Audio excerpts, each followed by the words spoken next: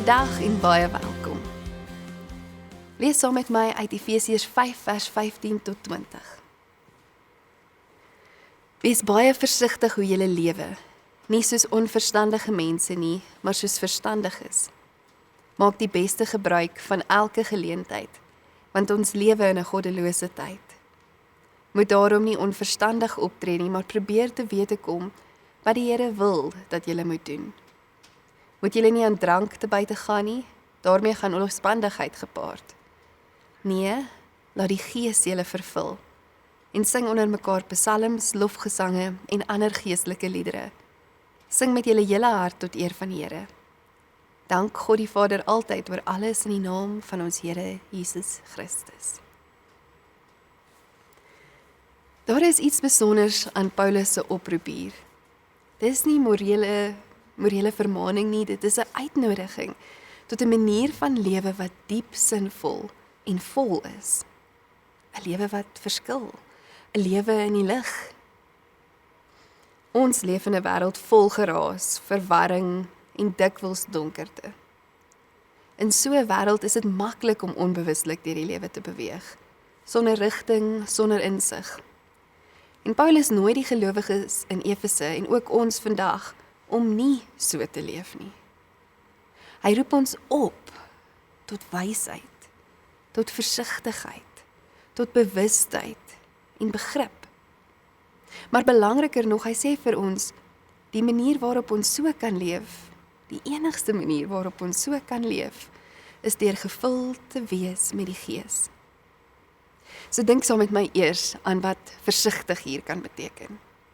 Dis nie hier 'n oproep tot vrees of tot passiwiteit nie. Dis nie pas op nie, maar eerder 'n oproep tot 'n wakker lewe.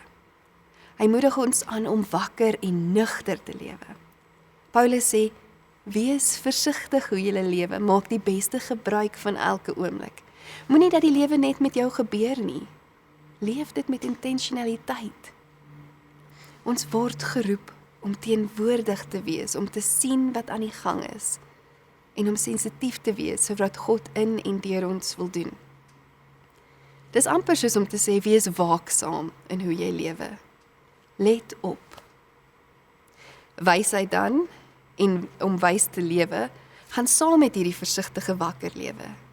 Dit beteken nie dat ons ewe skielik alles weet nie, maar dat ons leef met 'n diep afhanklikheid van God se leiding en dat ons wag om te hoor wat hy weet. Wysheid begin waar ons erken, ek weet nie, maar ek weet ek het God nodig. Ek sien nie die volle prentjie nie, maar Jesus het insig. Ek het sy lig nodig om my pad te verlig. En daarom is dit nie 'n passiewe wag nie.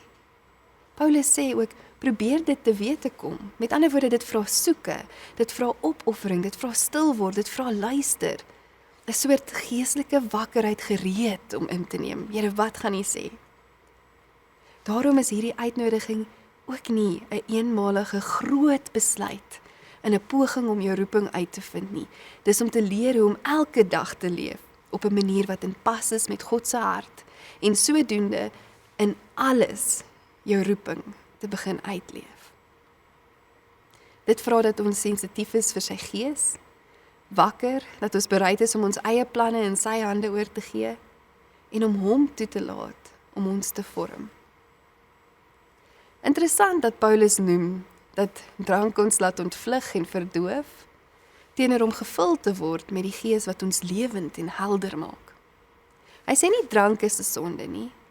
Hy laat ons eerder oplet dat ons kan kies hoe ons lewe. Waar ons dikwels in ons eie hoedanigheid vlug van die lewe, op verskeie maniere, bring die Gees ons terug na die volheid van ons lewe, saam met God. Waar ons allerlei maniere het om te onderdruk en om hom te vergeet, herinner die Gees ons aan wie ons is en wie God is. Die een manier verdoof, die ander manier verhelder.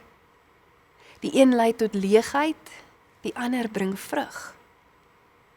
Om vol van die Gees te wees is om lewend te wees.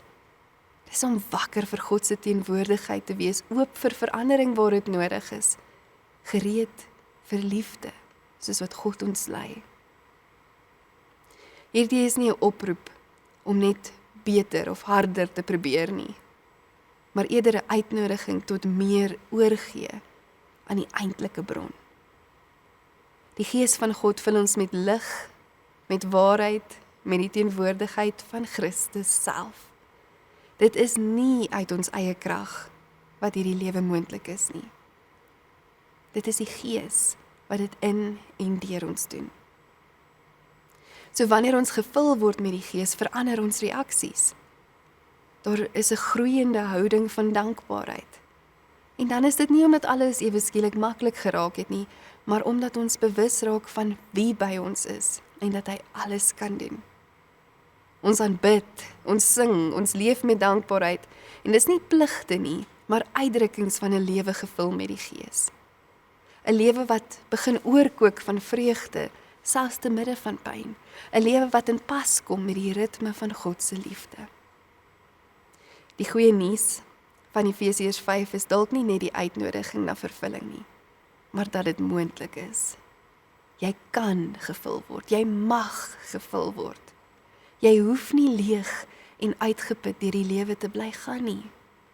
Jy hoef nie verdoof en afgesny te wees nie. Jy kan leef. Jy kan werklik leef, omdat God dit moontlik maak. Omdat hy vir jou hierdie lewe gun. Omdat hy nie tevrede is met 'n afstand tussen jou en hom nie. Hy verlang na diep koneksie met jou. En dus maak hy dit moontlik. Jy kan hom net nooi. Jy kan dalk bid, kom Heilige Gees, vul my. Maak jouself tuis in my lewe, laat U lig my realiteit verhelder. Laat ek nie leef en vlug of verdoof nie, maar dat ek leef met wysheid, insig en vreugde. Amen.